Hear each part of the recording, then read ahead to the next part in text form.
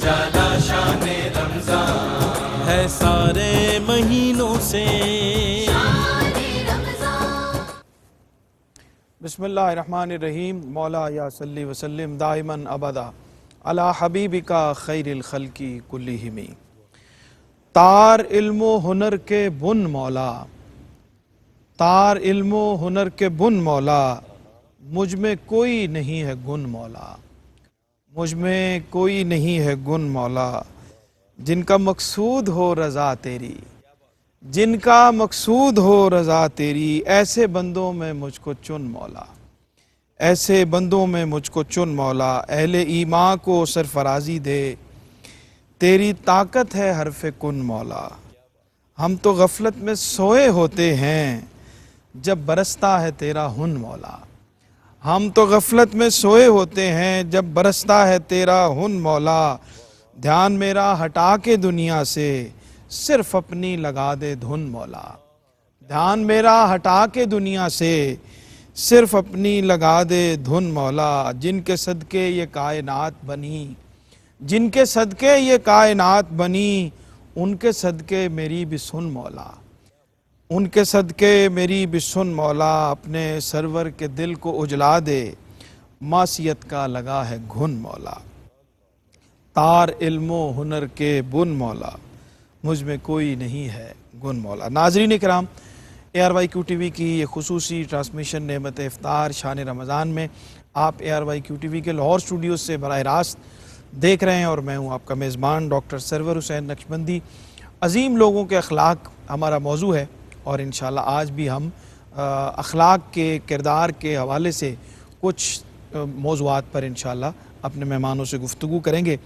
ہمارے ساتھ تشریف فرما ہیں مفتی محمد رمضان سیالوی صاحب، خطیب جامع مسجد داتا دربار. خوش آمدید کہتے ہیں جناب. شکریہ جناب. بہت شکریہ آپ کا. جناب قاری محمد یونس قادری صاحب، ہمارے بہت ہی پیارے، بہت ہی محترم، ہمارے ساتھ تشریف فرما ہوتے ہیں نعمت افطار کی اس خصوصی ٹرانسمیشن میں بطور مہمان. آپ کو بھی خوش آمدید کہتے ہیں.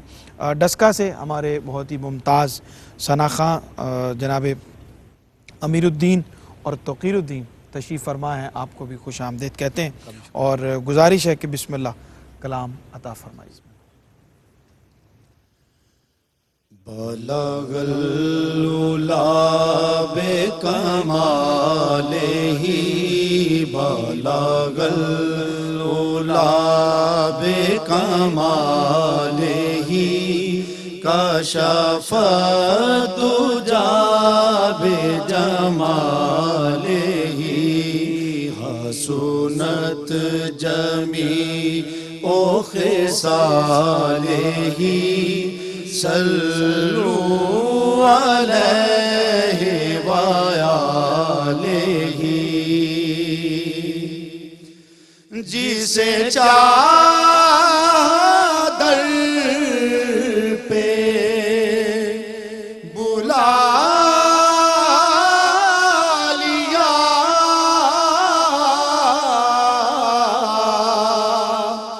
جسے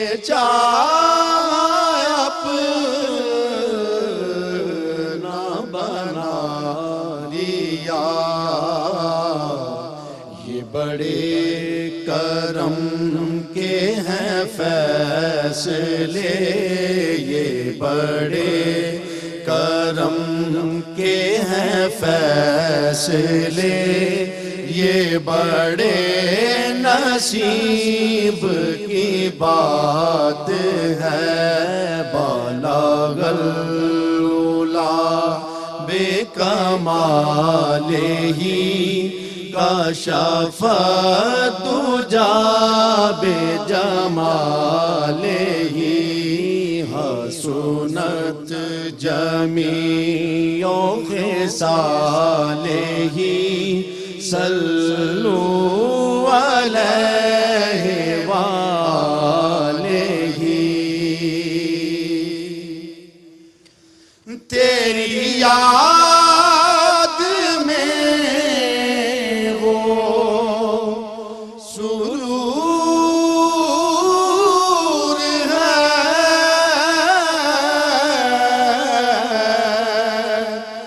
میری بندگی بھی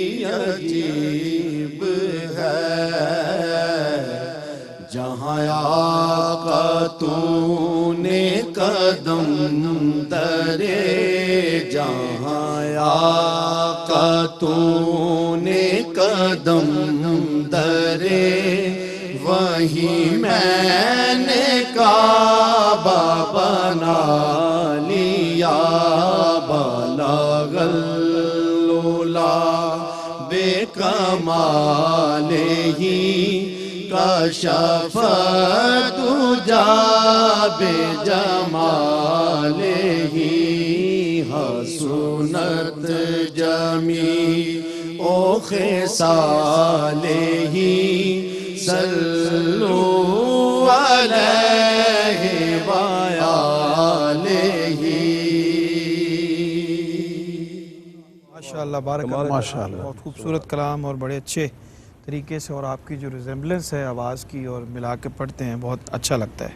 سلامت رہیں مفتی صاحب قبلہ، گفتگو کا آغاز کرتے ہیں۔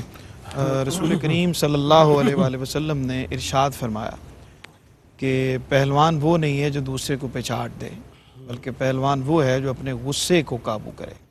تو یہ اتنا اس کے اندر طاقت لگتی ہے انسان کی کہ کسی کو گرا دینے سے بھی زیادہ قوت لگتی ہے اپنے غصے پر کنٹرول کرنا۔ تو عظیم لوگوں کے اخلاق میں یہ بنیادی خوبی رہی ہے کہ وہ اپنے غصے کو کنٹرول رکھتے ہیں، اور قرآن کریم بھی کہتا ہے کہ والکاظمین الغیظ والعافین عن الناس۔ بسم اللہ ارشاد۔ بہت شکریہ ڈاکٹر سرور صاحب۔ دو پہلو سے اس پہ بات کرنا ضروری ہے۔ ایک تو یہ ہے کہ غصہ آتا کیوں ہے، جی، دوسرا پہلو یہ ہوگا کہ اس پر قابو کیسے پایا جا سکتا ہے، اور تیسرا یہ ہے کہ غصہ کو قابو کرنے کی، کنٹرول کرنے کی فضیلت کیا ہے۔ ٹھیک۔ اب جیسا آپ نے حضور علیہ السلام کی حدیث پاک بھی اور قرآن مجید کی آیت کا بھی ذکر فرمایا کہ اللہ رب العزت نے ایمان والوں کی اور اچھے لوگوں کی، عظیم لوگوں کی خوبیوں میں یہ ایک خوبی ذکر فرمائی ہے کہ وہ اپنے غصے کو قابو رکھتے ہیں۔ بنیادی طور پر میڈیکلی انسان کی مزاج اور طبیعت میں ڈیفرنٹ کیمیکلز کریٹ ہوتے ہیں، پیدا ہوتے ہیں، اور اس کے نتیجے میں اس کی مزاج اور طبیعت اور اس کے ایموشنز کریٹ ہوتے ہیں۔ ٹھیک۔ اور میڈیکل سائنس یہ کہتی ہے کہ اس کا دورانیہ 12 منٹ سے زیادہ نہیں ہوتا ہے، میکسیمم ہے یہ، میکسیمم ہے، 12 منٹ سے زیادہ نہیں ہوتا ہے۔ اب ہوتا یہ ہے کہ جب آپ کی مرضی کے خلاف، آپ کی پسند کے خلاف، آپ کی رضا کے خلاف کوئی کام ظاہر ہو، یا آپ کسی ایسے ایکشن کے نتیجے میں کہ آپ کو اپنی انسلٹ فیل ہو، اور اس طرح کی کوئی چیز ہو کہ جس میں آپ اپنے آپ کو انکمفرٹ فیل کریں، اس کے نتیجے میں طبیعت میں ایک بے چینی اور بے قراری پیدا ہونا ایک فطرتی بات ہے۔ صحیح۔ اب جب یہ چیز پیدا ہونے لگتی ہے تو اس کے مختلف درجات ہیں۔ پہلی صورت تو یہ ہوتی ہے کہ آپ اپنے طور پر اپنی طبیعت اور مزاج کو انالائز کر کے آپ فوری طور پر خود ہی اس کو سمجھ جائیں کہ یہ کہاں جا رہا ہے۔ صحیح۔ پھر اس میں جو چیزیں اس کو بڑھا رہی ہیں، اس کے ٹمپریچر کو انکریز کر رہی ہیں، آپ اس کو آبزرو رکھیں اور اس سے بچنے کی کوشش کرتے ہوئے اس سے اوائڈ کرنے کی کوشش کریں۔ ٹھیک۔ اور اگر آپ نہیں کرتے تو پھر آپ ایک ایسی کیفیت میں چلے جاتے ہیں کہ جہاں پہ ایک ایسی کیفیت اس سخت ترین میں آ جاتی ہے کہ غصہ عقل کو کھا جاتا ہے۔ غصہ عقل کو کھانے کا مطلب یہ ہے کہ وہ آپ کی قوت فیصلہ کو سلب کر لیتا ہے، اور اس کے نتیجے میں آپ اپنے نفع اور نقصان سے خالی ہو جاتے ہیں، اور آپ کو بالکل یہ ادراک ختم ہو جاتا ہے کہ آپ اس میں کیا کرنے جا رہے ہیں۔ پھر اس کیفیت میں آپ جو خواہش آپ کر رہے ہوتے ہیں کہ میں اس کو گالی دوں، میں اس کو مار دوں، میں اس کو کچھ بھی کر دوں، اس کی انتہا کسی بھی لیول پہ چلی جائے، ڈائیورس دینے میں، گھریلو معاملات میں، آفیسز میں، اپنے ماتحتوں پر، اپنے گرد و پیش کے رہنے والے کمزوروں میں جو آپ کے ماتحت ہیں، یا اس طرح کی ساری چیزیں جو ہیں، یہ اس کے نتیجے میں ہوتا ہے۔ اور اس کو کنٹرول کرنے کے لیے نبی پاک علیہ الصلوۃ والسلام نے خود رہنمائی فرمائی ہے مختلف۔ ایک تو وضو کرنے کا حکم فرمایا ہے۔ وضو کرنے میں ایک اس کے اندر حکمت یہ ہے کہ آپ اس ماحول کو چینج کریں، آپ اس جگہ کو بدل دیں، آپ وہاں سے اس انوائرمنٹ میں نکل جائیں، آپ خاموش ہو جائیں، جس کو کہتے ہیں کہ آپ تھوڑا پڑھنے کا بھی حکم، ہاں، اس میں لا حول ولا قوت الا باللہ، اعوذ باللہ من الشیطان الرجیم، یعنی وہ جو، یعنی آپ کہہ لیجئے کہ جس نے وہ 12 منٹ جو ہے نا میکسیمم جس نے وہ گزار لیے ہیں، وہ اس کیفیت سے گزرنے کے بعد اس کو قابو کر لیتا ہے، اور پھر اس کے بعد وہ اس کو اچھے طریقے سے ہینڈل کرنے میں اس کو کامیاب ہو جاتا ہے۔ بالکل ٹھیک۔ خوش آمدید کہتے ہیں سید ہارون رشید صاحب کو بوکن شریف. آپ کو خوش آمدید جناب, آپ تشریف فرما ہوئے. اور قاری صاحب آپ کی خدمت میں سوال عرض کرنا ہے کہ تقوی, طہارت, پاکیزگی اور عبادت گزار ہونا یہ عام لوگوں کا ظاہر ہو جاتا ہے, اور خاص بندے جو ہیں ان کا تقوی بھی پوشیدہ ہوتا ہے. تو اس حوالے سے تقوی کی اہمیت, جو کردار کی پازیٹیویٹی ہے, اس کے حوالے سے اس کا پیدا ہونا ضروری ہے اور اللہ کے قریب ہونے کا سب سے بہترین ذریعہ ہے. وہ ارشاد فرمائیے. ڈاکٹر صاحب, تقوی کے حوالے سے قرآن پاک میں متعدد آیات خالق کائنات نے اتاری ہیں اور بہت سی احادیث مبارکہ اس کے حوالے سے ہیں, کیونکہ اصل جو تمام عبادات کا مغز ہے وہ تقوی ہے. ٹھیک. قرآن پاک میں بہت سی عبادات کا ذکر ہے. پھر قرآن پاک کے اندر رب کائنات نے فرمایا بھی نا, لن ینال اللہ لحومھا ولا دماؤھا ولکن ینالہ التقوی منکم, کہ اللہ کی بارگاہ میں تمہارا نہ تو گوشت پہنچتا ہے نہ خون پہنچتا ہے, بلکہ اس کی بارگاہ میں تقوی پہنچتا ہے. صحیح. پھر اللہ پاک نے سورہ زمر میں فرمایا انا انزلنا الیک الکتاب بالحق, فرمایا کہ یہ جو قرآن حق کے ساتھ نازل کیا ہے, فاعبد اللہ مخلصا لہ الدین, فرمایا اللہ کی عبادت کرو اخلاص کے ساتھ. سورہ بینہ کے اندر فرمایا وما امروا الا لیعبدوا اللہ مخلصین لہ الدین, اللہ پاک تمہیں حکم دیتا ہے کہ اخلاص کے ساتھ, تقوی کے ساتھ اس کی بارگاہ میں جبین نیاز کو خم کرو, اس کی عبادت کرو. یعنی تقوی اور اخلاص اتنی اہم چیز ہے کہ کریم آقا علیہ السلام کا فرمان علی شان بھی ہے. مسلم کی روایت ہے, حضرت ابو ہریرہ سے مروی ہے. کریم آقا علیہ السلام نے فرمایا کہ رب کائنات نہ تو تمہارے جسموں کو دیکھتا ہے, نہ تمہارے صورتوں کو دیکھتا ہے, ولا, بلکہ فرمایا وَلَٰكِن يَنْظُرُ إِلَىٰ فِي قُلُوبِكُمْ, اللہ پاک تمہارے دلوں کو دیکھتا ہے, نہ تمہاری صبروں کو نہ اجسام کو دیکھتا ہے, بلکہ تمہارے دلوں کو دیکھتا ہے. اور تقوی جو ہے وہ بندے کو کیسے حاصل ہوتا ہے, حضرت ذوالنون مصری علیہ رحمت نے بڑی خوبصورت بات بیان فرمائی ہے. آپ فرماتے ہیں تقوی تبھی ملتا ہے کہ جب بندہ مخلوق سے نہ تعریف کا طالب ہو نہ ذم کا طالب ہو, یعنی نہ مذمت کا. جب ان سے بالا تر ہو جائے تو پھر رب کائنات بندے کو تقوی عطا فرما دیتے ہیں. صحیح. تو اصل تمام عبادات کی جو روح ہے, جو مغز ہے, وہ تقوی اور طہارت ہے. بالکل ٹھیک ہے. ناظرین, چھوٹا سا وقفہ ہے, ہمارے ساتھ رہیے, لوٹتے ہیں ایک مختصر سے وقفے کے بعد. جی ناظرین, خوش آمدید کہتے ہیں وقفے کے بعد آپ کو. پروگرام دیکھ رہے ہیں آپ. عظیم لوگوں کے اخلاق اور عظیم لوگوں کے اخلاق میں کون کون سی خوبیاں پائی جاتی ہیں اور کون کون سی خوبیاں پائی جانی چاہیے, ان سب کو ہم ڈسکس کر رہے ہیں. اور قبلہ پیر صاحب کی خدمت میں حاضر ہونا ہے. سید ہارون رشید صاحب بوکن شریف سے ہمارے پاس تشریف فرما ہوتے ہیں. قبلہ صبر بہت ایک اہمیت والی چیز ہے, اور قرآن کریم میں بھی اس کا ذکر ان اللہ مع الصابرین کہا گیا ہے. بہت بڑا انعام ہے کہ اللہ صبر کرنے والوں کے ساتھ ہے. عظیم لوگوں کے اخلاق میں, ان کے کردار میں, ان کے مزاج میں صبر کا مادہ بہت زیادہ ہوتا ہے.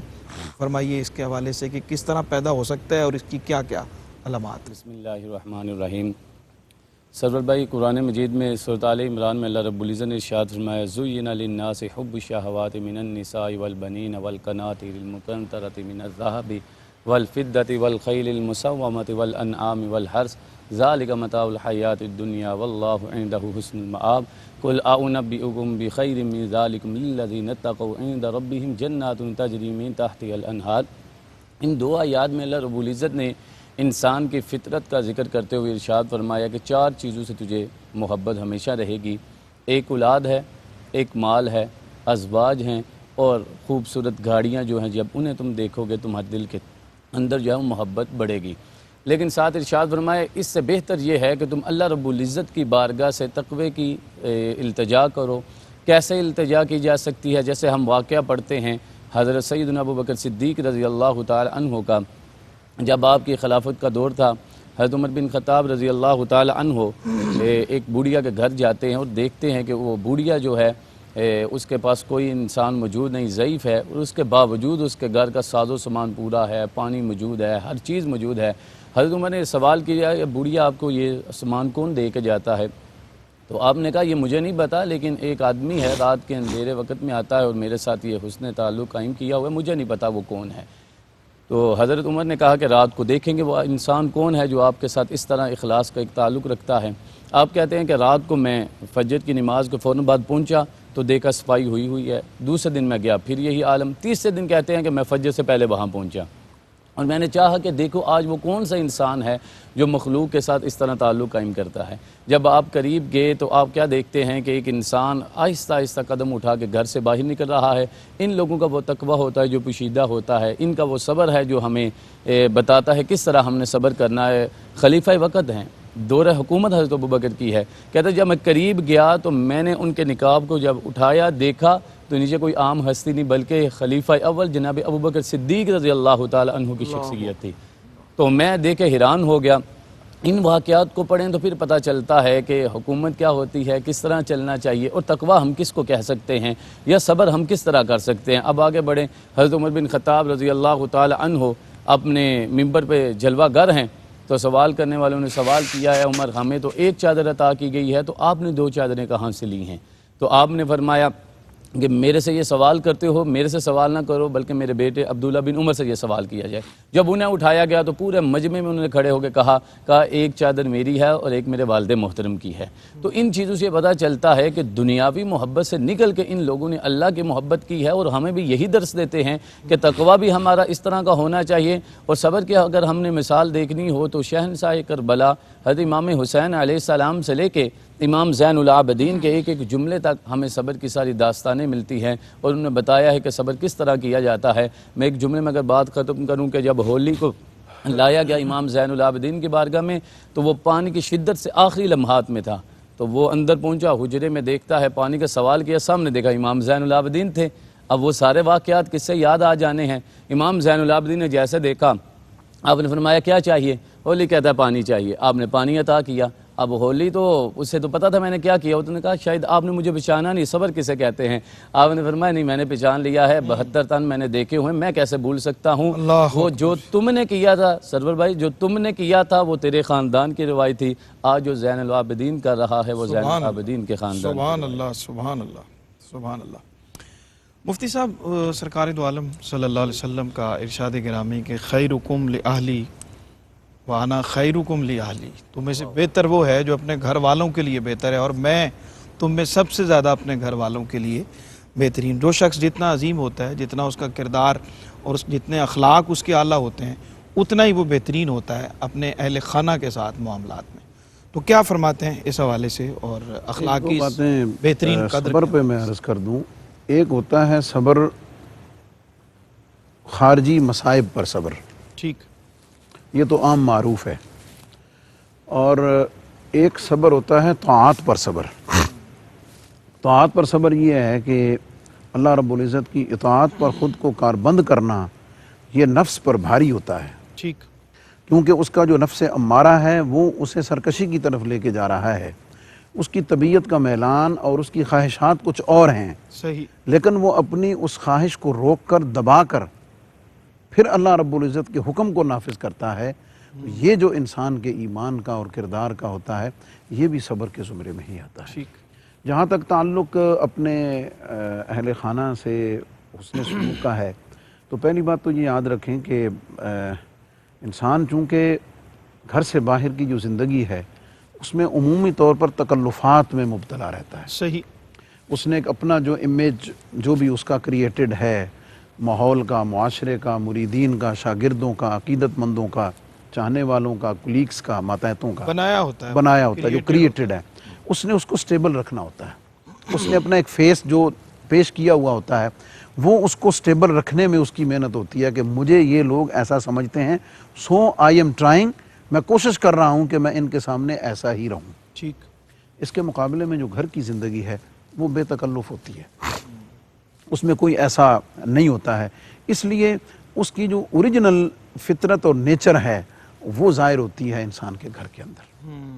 اور جب وہاں پہ ہے تو پھر اب باہر تو غصہ آئے گا، تو ہو سکتا ہے کہ وہ اپنے آپ پر قابو تکلفاً بھی پائے، صحیح، کسی وجہ سے پا لے، لیکن گھر کے اندر تو اس کو پتا ہے کہ یہ سارے میرے ماتحت ہیں، یہ میرے بچے ہیں، یہ میری بیوی ہے، میرا آرڈر چلے گا، تو اس کا جو اوریجنل فیس ہے وہ اس کے سامنے آئے گا۔ یہی حکماء کہتے ہیں کہ کسی شخص کے بارے میں سب سے ٹرو، سب سے صحیح، کریکٹ ترین جو رائے ہے وہ اس کے گھر والوں کی ہوتی ہے، صحیح، کیونکہ وہاں پہ اس کا اوریجنل فیس جو ہے وہ اس کے گھر والوں کے سامنے آتا ہے۔ صحیح۔ اب ایسی صورتحال میں جب کہ وہ ماتحت ہیں، جب کہ وہ اپنی ضروریات کو پورا کرنے میں اس کے محتاج ہیں، صحیح، یہ ان کا سربراہ ہے، یہ ان کا نگران ہے۔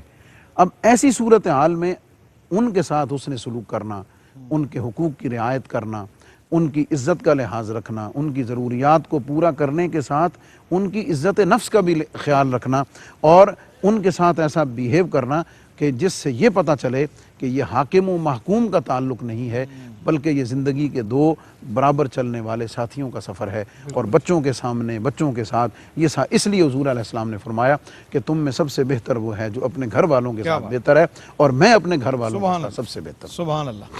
قاری صاحب، کچھ بات ہماری تقویٰ کے حوالے سے تشنا رہ گئی تھی اور بریک پہ ہم چلے گئے تھے، میں چاہوں گا کہ اس کو ذرا کمپلیٹ کر لیجئے۔ ظاہر ہے کہ یہ بہت بڑا موضوع ہے، اور قرآن کریم کو بھی ہدی للمتقین کہا گیا کہ یہ ہدایت ہے متقین کے لیے، یعنی اس سے ہدایت لینے کے لیے بھی تقویٰ کا لبادہ اوڑھنا ضروری ہے۔ کیا فرماتے ہیں؟ ڈاکٹر صاحب قبلہ بہت شکریہ، آپ نے دوبارہ موقع عطا فرمایا۔ اصل میں وہ حدیث پاک میرے ذہن میں آ رہی تھی، اس کا ترجمہ میں نے عرض کیا۔ اللہ پاک نے فرمایا، کریم آقا کے لب یوحا سے یہ اعلان ہوا، تقویٰ کا تو میں نے ذکر کر دیا قرآن آیات، کریم آقا کے لب یوحا سے اعلان ہوا، ان اللہ لا ينظر الى اجسامکم ولا الى صورکم ولکن ينظر الى قلوبکم، کہ اللہ پاک نہ تمہارے جسموں کو دیکھتا ہے نہ تمہاری صورتوں کو دیکھتا ہے، وہ تو تمہارے دلوں کا تقویٰ دیکھتا ہے۔ سبحان اللہ۔ اب دیکھیں کریم آقا علیہ السلام کی بارگاہ اقدس میں آپ واز فرما رہے ہیں، اور دوران گفتگو ایک شخص نے چیخ ماری، اس پر کفیت طاری ہوگی واللہ عالم۔ تو سرکار دو عالم نے فرمایا یہ کون ہے، اور سختی سے پوچھا، تو کہا اگر یہ واقعتاً اس کے دل سے یہ آہ نکلی ہے اور بلند آواز بلند ہو گئی ہے، تو فرمایا اس نے اپنے نفس کی تشہیر کی ہے، اپنے نفس کو مشہور کیا ہے، اور اگر اس نے کذب بیانی سے کام لیا ہے تو اللہ پاک اس کو رسوا کرے۔ یعنی اب پھر اب ایک بڑی اہم بات آپ کے سامنے رکھتا ہوں، یہ شخص ہے کہ ریاض الصالحین کے اندر رقم ہے یہ بات کہ وہ 30 سال اس نے پہلی صف میں نماز ادا کی، 30 سال کے بعد اسے موقع ملا اور پہلی صف میں نہ جا سکا اور آخری صف میں کھڑا تھا، تو وہ ندامت کے ساتھ اپنے آپ کو کوس رہا تھا کہ میں آج لوگ میرے بارے میں کیا سوچیں گے کہ میں آخری صف میں کھڑا ہوں۔ تو پھر جب اس نے اپنا محاسبہ کیا، اس نے دیکھا اس کا مطلب یہ ہے کہ میں جو پہلی صف میں 30 سال کھڑا رہا، لوگوں کے لیے کھڑا رہا، تو آج میں جو ندامت لوگوں کی وجہ سے میرے اوپر ندامت کا جو عالم طاری ہے، تو اس نے 30 سال کی جناب ڈاکٹر صاحب اس نے یہ جو نمازیں ہیں دوبارہ اس نے ادا کی۔ یعنی اتنی اہم چیز ہے تقویٰ اور اخلاص للہیت۔ اور آخری بات ڈاکٹر صاحب قبلہ یہ ہے کہ وہ بڑا مشہور واقعہ ہے کہ ایک عابد تھا، زاہد تھا، بڑا متقی پارسا آدمی تھا، تو اسے پتہ چلا کسی شخص نے یہاں پہ ایک درخت کی پوجا شروع ہو گئی ہے، تو اس نے کلہاڑا اٹھایا، اس نے کہا میں ابھی اس درخت کو جڑ سے کاٹ دوں گا۔ راستے میں شیطان سے ملاقات ہوئی، شیطان نے کہا تو اپنی عبادت کر، اللہ اللہ کر، وہ لگیں جدھر لگے رہنے دو۔ اس نے کہا نہیں نہیں، میں شرک یہاں ختم کروں گا، ان اللہ لشرک عظیم۔ تو اس نے کہا ایسے کرو، اگر تم نے اس کو جڑ سے کاٹنا ہے تو میرے ساتھ کشتی کرو۔ کشتی کی تو عابد نے ایک ہی لمحے میں اسے زیر کر دیا۔ تو جناب دیکھا کہ یہ میرا داؤ نہیں چلا، اس نے کہا ایسے کرو، میں تمہیں 1 دینار دیتا ہوں، تم روزانہ اس کو اب خود بھی کھانا، لوگوں کو بھی کھلانا، مخلوق کا بھی بھلا کرنا۔ تو جناب قصہ مختصر یہ ہے کہ آپ کے اس طرح کو میں دیکھ رہا ہوں کہ جب دوبارہ اس نے دینار دیا، پھر دینار بند کر دیا، جب دوبارہ کشتی وہ زیر ہو گیا، تو شیطان نے کہا پہلے تیرے اندر اخلاص تھا، اب اخلاص باقی نہیں ہے۔ جب اخلاص رہتا ہے تو رب کائنات عبادت میں نور پیدا فرما دیتا ہے۔ وہ آیت وہ جوش خطابت میں ان الشرک لظلم، جی ہاں بالکل ٹھیک۔ ناظرین اکرام، بریک کا وقت ہے، ہمارے ساتھ رہیے، لوٹتے ہیں ایک مختصر سے وقفے کے بعد۔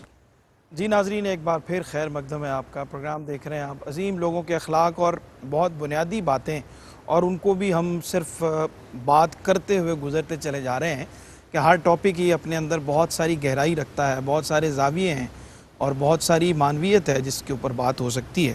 اسی طرح سے معافی اور درگزر بھی عظیم لوگوں کے اخلاق کا بنیادی وصف رہا ہے، اور یہ ہمارے اندر بھی پیدا ہونا چاہیے۔ ہم کسی کو معاف نہیں کرنا چاہتے ہیں، درگزر نہیں کرتے ہیں لوگوں کی غلطیوں سے، تو اس پہ قبلہ پیر صاحب کی خدمت میں حاضر ہوتے ہیں۔ کیا فرماتے ہیں جناب، یہ کتنا اہم وصف ہے اور یہ کیسے پیدا ہو سکتا ہے؟ بسم اللہ الرحمن الرحیم۔ جب بھی معافی کی بات آئے گی تو سب سے پہلے ذہن میں گھرانہ اہل بیت آ جائے گا۔ بے شک۔ حضور نبی کریم صلی اللہ علیہ وآلہ وسلم کی اگر ہم سیرت پڑھیں تو ہمیں یہ ملتا ہے کہ آپ دو جہان صلی اللہ علیہ وآلہ وسلم کی بارگاہ میں ایک انسان حاضر ہوا جو آپ کے بارے میں برا بھلا کہتا تھا، تو سرور بھائی آپ نے اسے دودھ پلایا، رات کا وقت تھا، اس نے کہا شاید صبح اٹھیں گے تو مجھے پہچان لیں گے. جب صبح اٹھے تو حضور نے پھر اسے دودھ عطا فرمایا. جب اس نے دوسری دفعہ دودھ لیا تو اس نے کہا کہ شاید آپ نے مجھے پہچانا نہیں. آپ نے ارشاد فرمایا کہ میں نے تمہیں پہچان لیا ہے, میں جانتا ہوں تم کون ہو, تم میرے مہمان بن کے آئے ہو. جو ہمارے گھر مہمان بن کے آتا ہے ہم اسے اس طرح عطا فرماتے ہیں.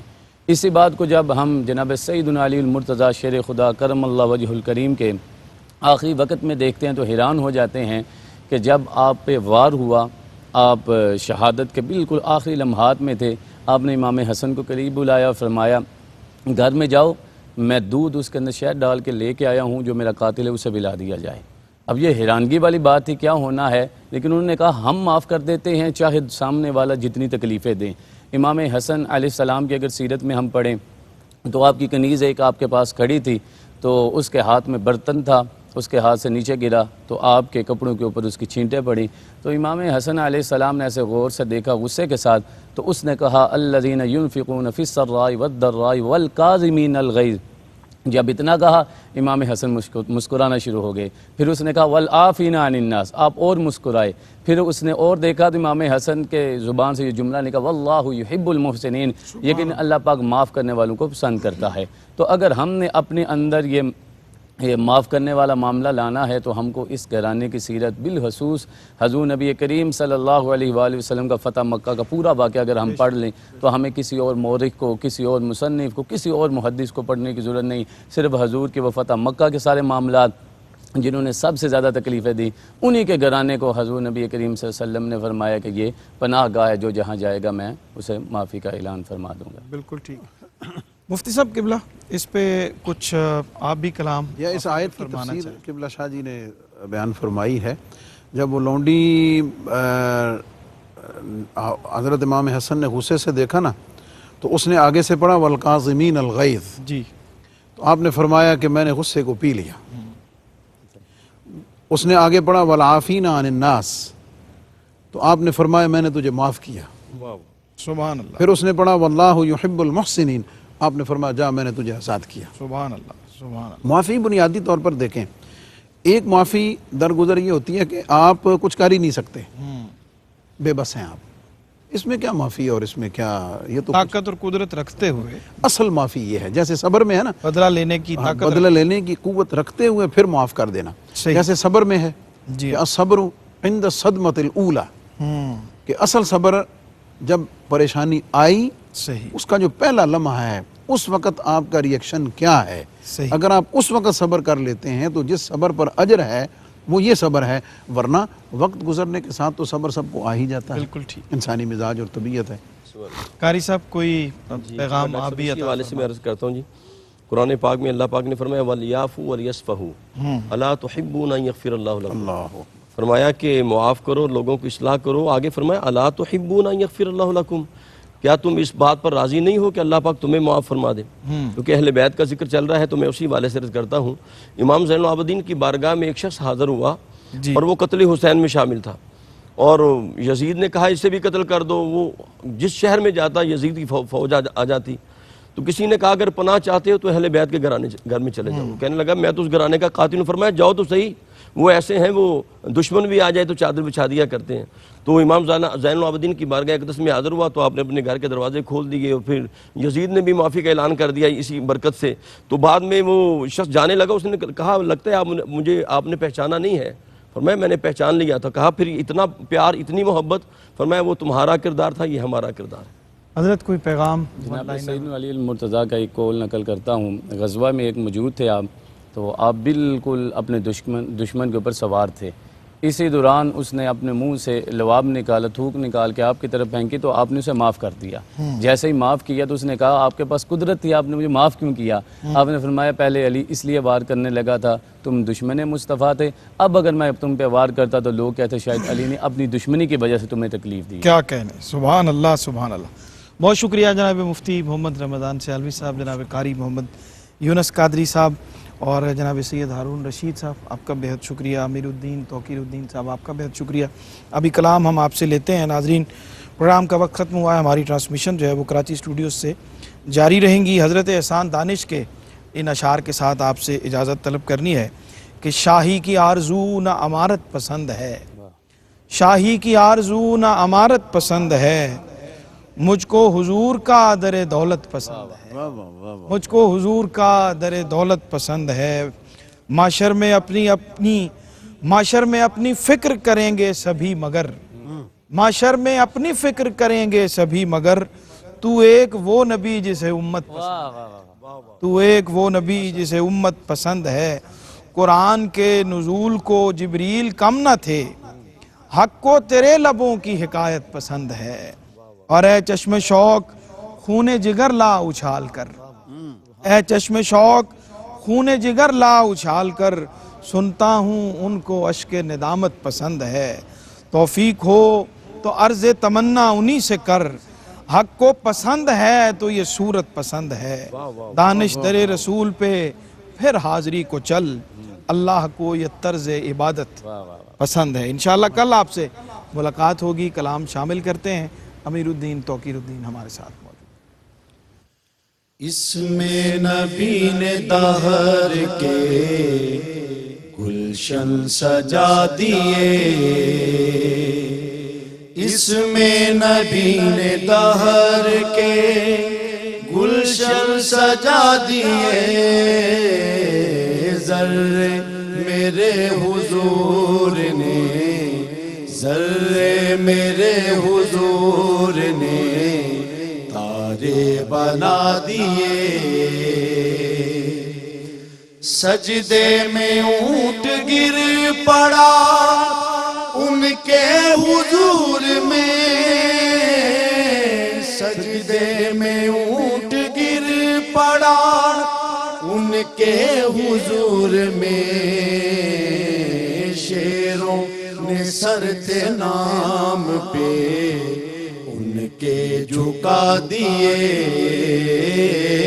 ذرے میرے حضور نے تارے بنا دیے۔